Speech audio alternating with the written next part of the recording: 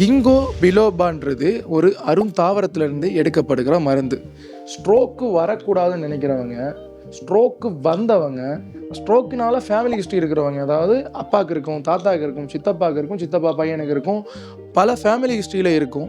அப்படிப்பட்டவங்களும் இந்த கிங்கோ பிலோபாயை ரெகுலராக எடுத்து வரலாம்.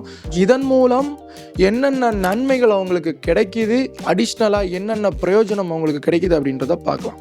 ஸோ பலரும் ஸ்ட்ரோக் வந்தவங்க ரத்தம் உறையாமல் இருக்கிறதுக்கான மருந்து, கொலஸ்ட்ராலுக்கான மருந்து, இதை மாதிரி ஒவ்வொன்றுக்கும் ஒவ்வொரு மருந்துன்ற விதத்தில் எடுத்து வருவாங்க.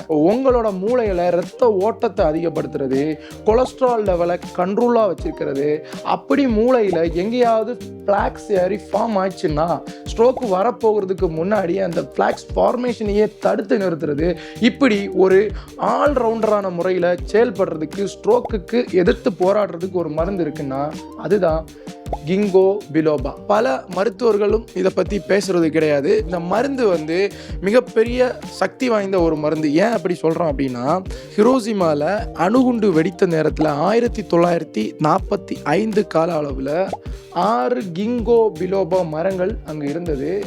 அந்த 6 மரங்களுமே இன்றளவும் ஒரு பிரச்சனையும் இல்லாமல் நல்லபடியாக நிற்கிது.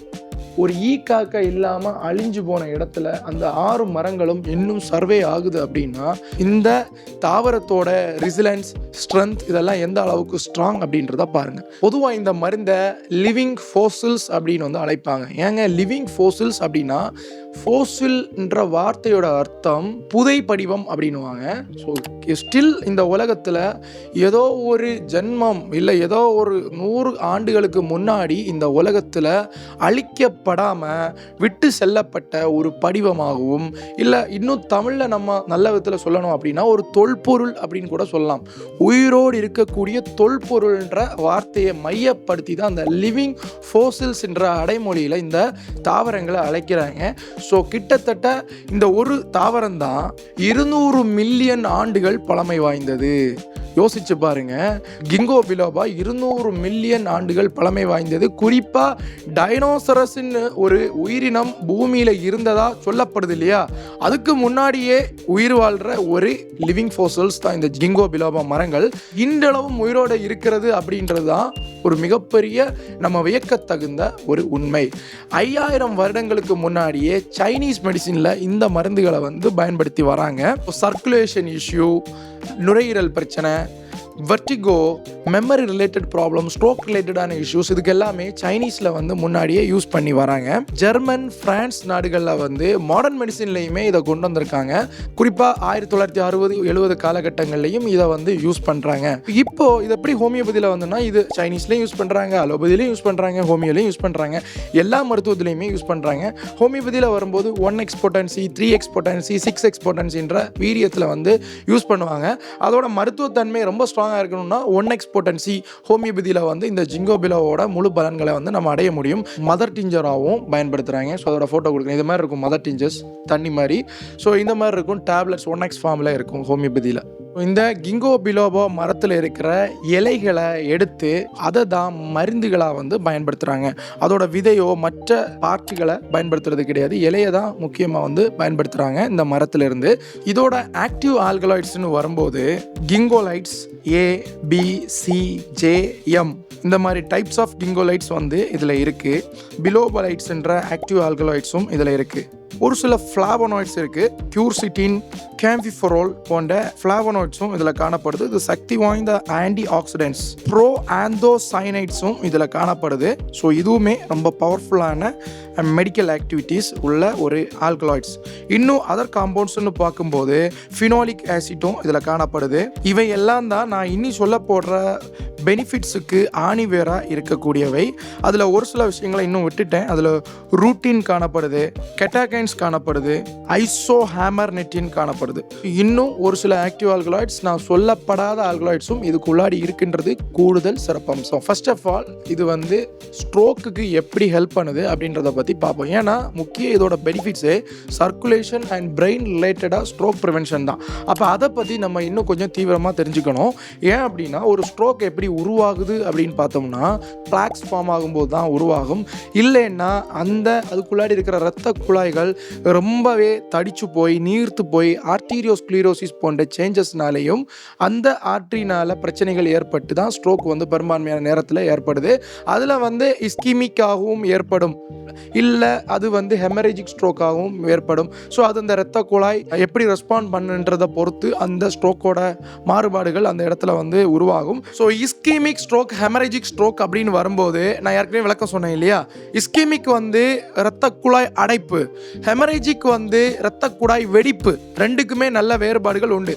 பெரும்பான்மையான நேரத்தில் மனிதனுக்கு ஏற்படுகிற ஸ்ட்ரோக்ஸ் இந்த பெர்சன்டேஜை பார்த்துக்கோங்க, இவ்வளோ இஸ்கிமிக், ஹெமரேஜிக் இவ்வளோதான். பட் இருந்தாலுமே ரெண்டுக்குமே இது ஹெல்ப் பண்ணும். எப்படின்னு பார்த்தீங்கன்னா பிபியை கண்ட்ரோல் பண்ணுறதுக்கு இந்த மெடிசின் ஹெல்ப் பண்ணாது. பட் எப்படி ஹெல்ப் பண்ணுது அப்படின்னா அத்ரோஸ்க்ளீரோட்டிக் சேஞ்சஸ் ஏற்பட்டு ஆர்ட்ரிஸ் டேமேஜ் ஆகிறத ஹெல்ப் பண்ணுறதுனால ஆர்ட்ரிஸோட ஹெல்த்தை பாதுகாக்குது. இதன் மூலம் லாங் டேர்மில் ஆர்ட்ரிஸ் வீக் ஆகி தான் ஹெமரேஜிக் ஸ்ட்ரோக் உருவாகுது. வீக் ஆகாமலும் ஹெமரேஜிக் ஸ்ட்ரோக்ஸ் வரும் என்றது நிதர்சனமான உண்மை. அதனால் பிபியை கண்ட்ரோலில் வச்சுக்க வேண்டியது கட்டாயம். ஏன்னா இந்த மருந்து பிபியை கண்ட்ரோல் பண்ணாது. அப்போது ஹெமரேஜிக் கணிசமாக இருந்தாலும் அவர்களுக்கும் இது உதவி செய்யும். பெரும்பான்மையான இருக்கிற இஸ்கிமிக் ஸ்ட்ரோக்ஸுக்கு நல்ல விதத்தில் உதவி செய்யும், ஹெமரேஜிக் ஸ்ட்ரோக்குக்கு மறைமுகமாக உதவி செய்யும். ஆனால் ஹெமரேஜிக்கு நிச்சயமாக பிபிக்கு மருந்து எடுத்தே ஆகணும்ன்றது இதில் நிதர்சனமான உண்மை. இது என்ன மாதிரியான செயல்பாடுகளை நம்ம மூளைக்கு பயன்படுத்துது அப்படின்னா, ஃபர்ஸ்ட் ஆஃப் ஆல் மூளையோட நாடி நரம்பு சின்ன சின்ன மைக்ரோ வெசல்ஸ் வரைக்கும் பிளட்டை எடுத்துகிட்டு போகிறதுக்கு மிகப்பெரிய லெவலில் உதவி செய்யுது. இந்த சர்க்குலேஷனை நீங்கள் மற்ற மருந்துகள் பயன்படுத்தி தருமா அப்படின்னு கேட்டால் ரொம்பவே கேள்விக்குறியான ஒன்று. அதை இந்த மருந்து செயல்படுத்தி கொடுக்குது. ஸ்ட்ரோக் இருக்கிற ஒவ்வொருத்தருக்குமே இந்த கிங்கோ பிலோபா அருமருந்து. இதை மாதிரி இன்னொரு மருந்து இருக்கான்னு கேட்டால் கேள்விக்குறி தான் சொல்ல முடியுமே, பதில் சொல்ல முடியாது. ஸோ ஃபஸ்ட்டு நான் சொன்னது மாதிரி ஃப்ளாக்ஸ் ஃபார்மேஷன் அடைக்கிற கட்டிகளையும் குறைக்குது, அத்ரோஸ்க்ளீரோட்டிக் சேஞ்சஸையும் குறைக்குது, ஆர்ட்ரிஸ் நாசமாகிறதையும் குறைக்குது. அது லாங் டேர்மில் அதுக்கு இறுகி அதுக்கப்புறம் அந்த ஆர்ட்ரிஸோட செயல்பாடுகளே கம்மியாகும். அடுத்தபடியாக நம்ம பார்க்கும்போது கொலஸ்ட்ரால் லெவலை குறைக்கிறதுக்கு உதவி செய்யுது. கெட்ட கொலஸ்ட்ராலை குறைச்சி நல்ல கொலஸ்ட்ராலை அதிகப்படுத்துறதுக்கும் உதவி செய்யுது. இதுவும் இந்த பிளாக்ஸ் ஃபார்மேஷனை குறைக்கிறதுக்கு உதவி செய்யுது. அப்புறம் இப்போவே பிளாக் உருவாகுது அப்படின்னாலே பிளாக்னு சொல்லும்போதே தப்பாக எடுத்துக்காதீங்க. இது சின்ன சின்ன கட்டி அடைப்பு, இரத்த குழாய்களை அடைக்கக்கூடிய, ஸ்ட்ரோக்கை உருவாக்கக்கூடிய அந்த கட்டிகளை தான் பிளாக் அப்படின்னு நம்ம மென்ஷன் பண்ணுறது. பிளட்டில் பிளேட்லெட் இருக்கும் இல்லையா, பிளேட்லெட் தான் ரத்தம் உரைய உதவி செய்கிறது. இதை இந்த ஆக்டிவேஷன் ஃபேக்டர்ஸை பிளாக் பண்ணும். இதை எப்படி பிளாக் பண்ணும்போது என்ன ஆகும், ரத்தம் உரையிறது குறையும். ரத்தம் உறையும் போது அங்கே பிளாக்ஸ் அதிக அளவில் ஃபார்ம் ஆகும். இதன் மூலம் டைரக்டாகவே இந்த இடத்துல பிளாக்ஸ் ஃபார்ம் ஆகிறத ரெடியூஸ் பண்ணுது. அதோட இறுகப்பட்ட ஆர்ட்ரிஸ், பிளாக் ஒருவேளை அங்கே இருந்தது இறுகுனா கூட ஆர்ட்ரிஸை டைலேட் பண்ணுறதுக்கும் உதவி செய்யுது. கிடைக்கிற இடங்களோடி மைக்ரோ சர்க்குலேஷனை அங்கே உருவாக்கி தருது. ஸோ இதன் மூலம் அவரோட கை கால்கள் செயல் இழந்து போகிறது, இல்லை ஒரு சைடு கோட்டி போகிறது, பல காம்ப்ளிகேஷன்ஸை ப்ரிவென்ட் பண்ணுறதுக்கு பயங்கரமான லெவலில் உதவி செய்துன்றது தான் உண்மை. நீங்கள் இதை பற்றி படித்து பார்த்தீங்கன்னா இன்னும் நிறைய விஷயங்கள் தெரிய வரும். அடுத்தது ஏஜ் ரிலேட்டடான மெமரி லாஸ். ஒரு சிலருக்கு 30-40 வயசு போனாலே நான் அதை எங்கே வச்சேங்க, இது அங்கே தானே வச்சேன் இப்படின்னு ஒரே குழப்பத்தில் இருப்பாங்க. மெமரி லாஸ்ன்றது it's very much common. So அதுக்கும் நல்ல விதத்தில் உதவி செய்து. Dementia, complete absence of memory நிறைய பேருக்கு இருக்கும். அம்னீஷியா கேள்விப்பட்டிருக்கீங்க இல்லையா, அதில் ஒரு டைப் தான் டிமென்ஷியா, அதை விட மோசமானது. ஸோ இந்த டிமென்ஷியா வராமல் இருக்கிறதுக்கும் உதவி செய்யும். அப்படி வந்தாலும் அந்த மாதிரி பேஷண்ட்ஸ் எடுத்துக்கிட்டாங்கன்னா முடிஞ்ச வரைக்கும் அவங்களோட ஞாபக சக்தியை அதிகரிக்கிறதுக்கும் உதவி செய்யுது. அல்சைமர் டிசீஸ் கேள்விப்பட்டிருப்பீங்க. அவங்களுக்கு என்ன ஏது நம்ம எங்கே இருக்கிறாங்கன்றே தெரியாத அளவுக்கு மோசமானது அல்சைமர் டிசீஸ். ஸோ அந்த மாதிரி பேஷண்ட்ஸுக்கும் அவங்களோட டெண்டன்சியை இம்ப்ரூவ் பண்ணுறதுக்கு உதவி செய்யுது. டினைட்டிஸ் கேள்விப்பட்டிருப்பீங்க. காதுக்கு உள்ளாடி டப் டப் டப்னு ஒரு சத்தம் வந்துட்டே இருக்கும் தான் டினைட்டிஸ்னுவாங்க.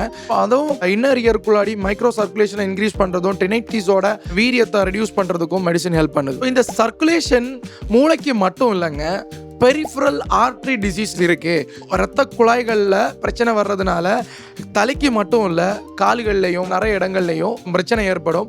அங்கும் இதோட செயல்பாடுகள் இருக்குது அப்படின்றது கூடுதல் சிறப்பம்சம்.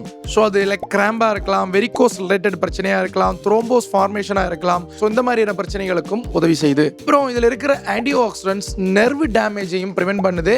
இதன் மூலம் டயபெட்டிக் இருக்கிற பேஷண்ட்ஸ், சர்க்கரை நோயாளிகளாக இருந்தால் அவங்களுக்கு லாங் டேர்மில் அவங்களோட நரம்பு மண்டலம் கொஞ்சம் கொஞ்சமாக வலுவிழந்து செயலாற்றலை குறை காரணத்தினால டயபெட்டிக் நியூரோபதி உருவாகும். அந்த நியூரோபதிக் டெண்டன்சியையும் இந்த மருந்து ரெடியூஸ் பண்ணி ஸோ நர்வ் டேமேஜை ப்ரிவென்ட் பண்ணுறதுனால டயபெட்டிக் நியூரோபதிக்கும் இது நல்ல மருந்தாக ஹெல்ப் பண்ணுது. ஆல்சோ குளுக்கோமான்னு ஒரு கண்டிஷன் இருக்குது. லாங் டேர்மில் ஐயோட செயல்பாடுகள் கொஞ்சம் கொஞ்சமாக குறைஞ்சி வர்ற பிரச்சனை. ஆப்டிக் நர்வோட ஹெல்த்தை இன்டியூஸ் பண்ணி தர்றதுனால ஐயோட நமக்கு சைட்டை இன்க்ரீஸ் பண்ணி குளுக்கோமாவோட டெண்டன்சியை ரெடியூஸ் ஆகிறதுக்கு இது உதவி செய்யுது. ஓவரால் பார்த்தோம் அப்படின்னா ginkgo biloba is best medicine. So stroke ரிலேட்டடான பிரச்சனை வரக்கூடாது, வந்துச்சு இல்லை ஃபேமிலி ஹிஸ்ட்ரி 3 இருக்கிறவங்க கிங்கோ பிலோபா மருத்துவரோட ஆலோசனையோட கண்டிப்பாக ரெகுலராக அவங்களோட ஒரு டானிக் மாதிரியே யூஸ் பண்ணி வரலாம்.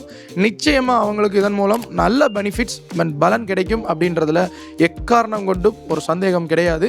ஸோ உங்களுக்கு இந்த மெடிசின் தேவைனாலோ இது ரிலேட்டடாக ஸ்ட்ரோக் பிரச்சனை இருக்குது இல்லை வேறு ஒரு சில உடல் உபாதைகள் இருக்குது அப்படின்னா கன்சல்டேஷனுக்காக நீங்கள் என்ன வெப்சைட் மூலமாகவோ இல்லை என்னுடைய மொபைல் நம்பர் மூலமாகவோ காண்டாக்ட் பண்ணலாம். என்னோட டிஸ்கிரிப்ஷன்லேயும் டீட்டெயில்ஸ் கொடுத்துருக்கேன். வெப்சைட் www.drchristianleo.com விசிட் பண்ணி நம்மளை பற்றி டீட்டெயில்ஸ் தெரிஞ்சுக்கலாம்.